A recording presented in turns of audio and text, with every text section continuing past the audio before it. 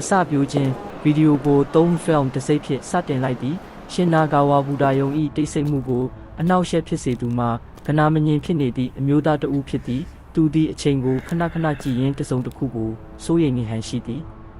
လမ်းကြောင်းဖုန်းကိုကြည့်ရင်မှောက်မဲနေသောလမ်းကြောင်းတစ်လျှောက်လျှောက်လာစဉ် Don't look back ဟူသောစာသားသည်တတိပေးချက်တစ်ခုတစ်ဖွဲပေါ်လာသည်ထို့နောက်မြေအောက်လူကူဥမင်ထဲသို့သူဝင်ရောက်သွားသည်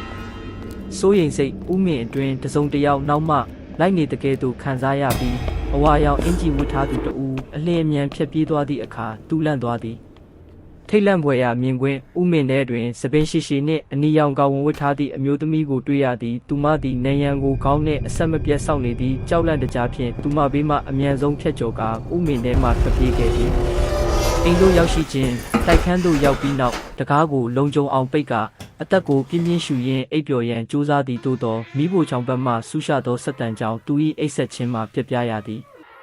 အဆုံးသက် The Look ရုတ်တရက်ဒုံးဆိုသောအတန်နှင့်အတူနေရာပြောင်းသွားသည်သူသည်အိမ်တွင်မဟုတ်ဘဲအစောပိုင်းကဥမင်လိုင်ကောင်းထဲသို့ပြန်ရောက်နေသည့်အနီရောင်ကောင်ဝတ်အမျိုးသမီးသည်သူ့ကိုစောင့်ကြိုနေပြီးသူ့ထံသို့လျှောက်လာသည်နောက်ဆုံးတွင်အမျိုးသမီးသည်သူ၏မျက်နှာရှိသို့ရောက်လာကာဆူဆူဝါဝါအော်ဟစ်လိုက်ပြီးဗီဒီယိုက